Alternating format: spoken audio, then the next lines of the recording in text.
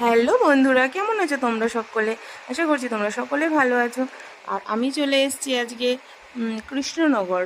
তো কৃষ্ণনগর থেকে এখন কোথায় যাচ্ছি আর কি করছি সেটা বলছি। এই দেখো, অটোতে উঠে পড়েছি আর অটোতেই করে চলে এসেছি। এটা মায়াপুর ঘাট আর আমরা যাচ্ছি মায়াপুরে। তো ঘাট পার হলে তারপরেই মায়াপুর মন্দির। তো চলো, আমরা মায়াপুর অলরেডি নেমে পড়েছি ঘাট পার হয়ে। আর এই দেখো মন্দিরগুলো, দেখো কতটা সুন্দর সুন্দর মন্দির।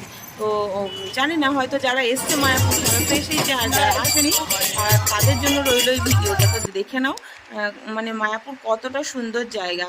তো এখানে আমরা এসেছিলাম অ্যাকচুয়ালি গোপাল নিতে এসেছিলাম, কারণ বাবানের শরীরটা খারাপ ছিল। তো ও গোপাল নেওয়ার জন্য পাগল হয়ে গেছিলো।